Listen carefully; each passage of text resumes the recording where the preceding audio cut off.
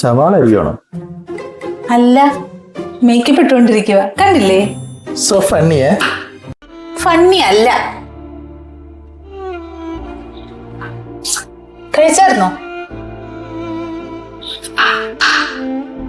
ഞാൻ പുറത്തു പോയപ്പം കഴിച്ചായിരുന്നു.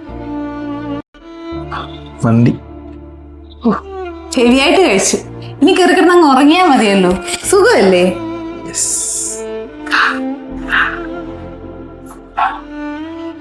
എന്നിട്ട് ഞാൻ കഴിച്ചെന്നെന്താ ചോദിക്കാത്തെ?